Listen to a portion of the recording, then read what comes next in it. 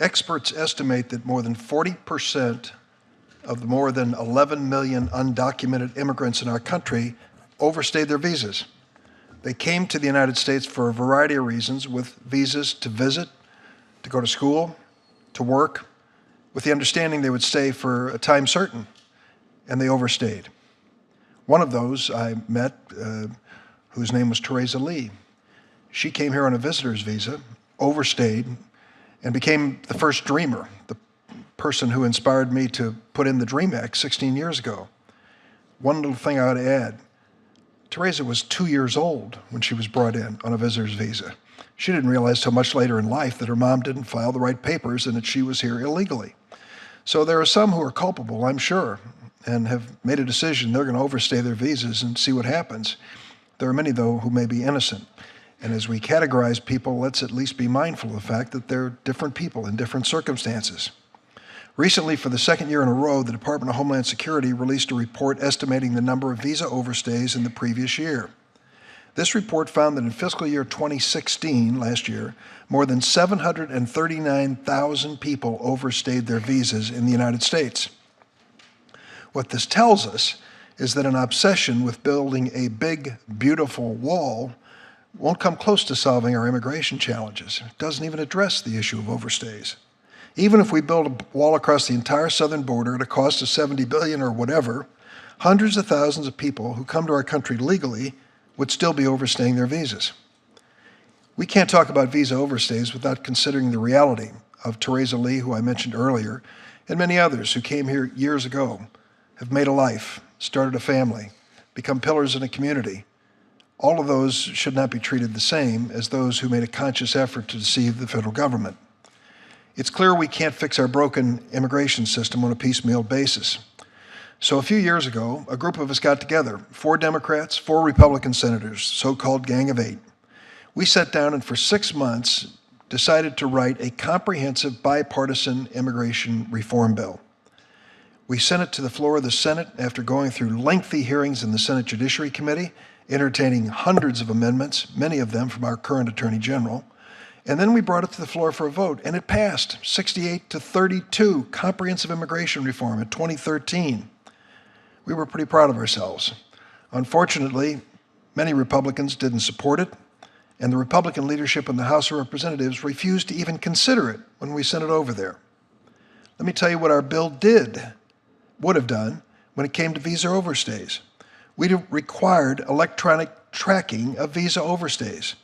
And it wasn't an unfunded mandate with no teeth. The bill would have appropriated millions of dollars to implement electronic tracking of visas. And at the insistence of my Republican colleagues in the Gang of 8, we would have required an integrated electronic exit system to be in use at every international air and seaport in the country before undocumented immigrants could obtain lawful permanent residence under the bill.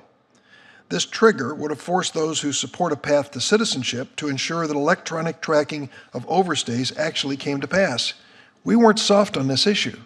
We were tough, and we put money behind our toughness.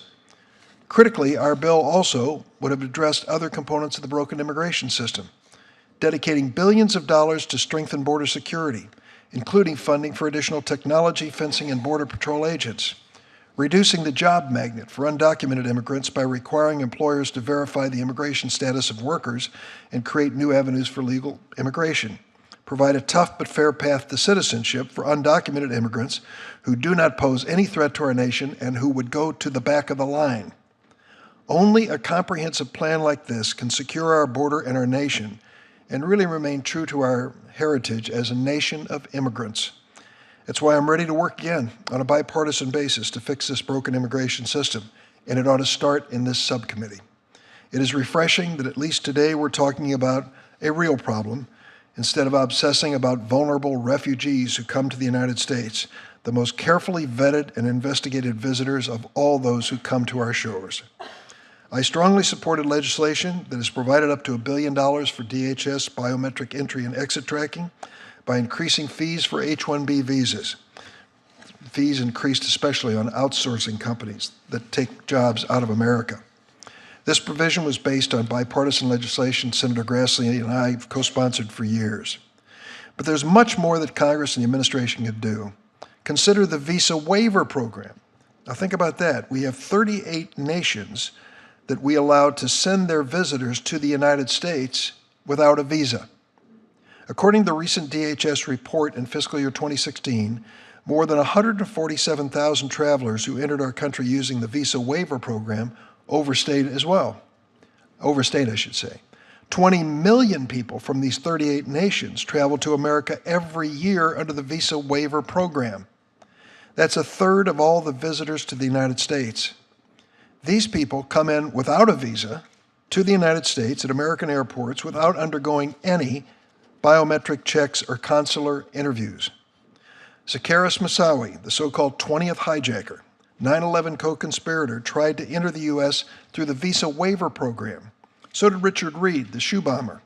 Every participant in the 2015 terrorist attack on the Bataclan Theater in Paris held a passport from a visa waiver country. Each of them could have traveled to the United States without a visa. If we're concerned about protecting America's security, why don't we strengthen the visa waiver program that accounts, as I said earlier, for 20 million people coming to this country each year? How about strengthening this program by requiring biometric checks of travelers before they reach America, so we know who they are before they get on the airplane? And Congress should also close the loophole. Listen to this.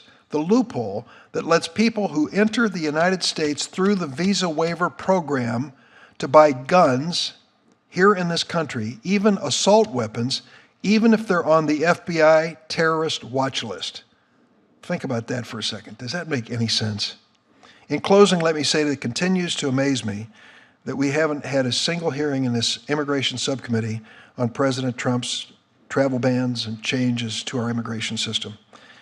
In just his first week as president, Mr. Trump signed multiple immigration executive orders that have roiled our nation so he could keep his campaign promise of launching mass deportations and banning Muslims from our country. The Supreme Court of the United States has found the time to consider the president's travel ban. This subcommittee is not. During the previous administration, the Republican majority conducted sustained, multiple oversight hearings of the executive branch immigration policies of President Obama. I had hoped this subcommittee would be just as vigorous when it comes to the Trump administration. Not yet. Finally, I want to note I'm disappointed that the Trump administration decided not to send a witness from the State Department for this hearing. The State Department plays a critical role in the visa process, and our subcommittee would have benefited from that testimony.